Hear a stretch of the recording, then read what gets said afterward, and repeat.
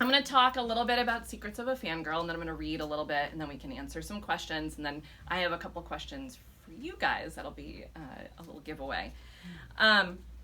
So Secrets of a Fangirl, it's my 7th book. And this book came, they come from different places. Lots of times they get an idea from, a character first, or a plot maybe first. Usually I'm really character based, but this one, I was actually brainstorming with my husband one night, and I was like, I want to write about a little bit of a different character. And he's like, why don't you write about being a geeky girl? And I was like, well, what do you mean? You're supposed to write what you know. And he's like, a girl who likes Star Wars, a girl who is, maybe a little bit out of step with everybody else. And I'm like, maybe. But I started thinking about that, about the kid that I was when I was growing up and the things that I was into. I still am a super big Star Wars geek.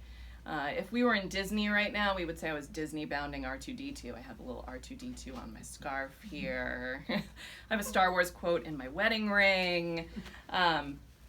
And when I was growing up, Star Wars was coming out, but I was still really into Star Wars when I was in middle school. And the movies had been come and gone by then, and it was really not cool to have your Han Solo action figures still out and in your room. And I think a lot of us can identify, even though now we're sort of in what they would say like the age of the geek, maybe, where Geek Chic and the Big Bang Theory are popular. I think a lot of us can identify with maybe feeling embarrassed about things that we love.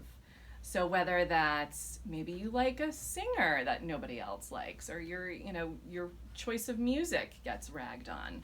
Maybe it is a specific TV show that you're really into that people think is kind of lame.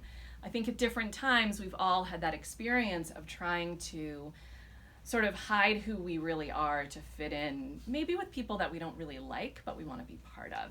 And so that's how this story evolved, started thinking about those ideas. So the book is about Sarah Ann Marchetto, and she is a popular girl in middle school, which is not something that I was. Write what you don't know. She has no shortage of people to sit with at lunch. She gets invited to parties. She's a star lacrosse player. Again, athlete, not something that I ever was. But on the inside, she's really into this fantasy book series. Like, she's really into it.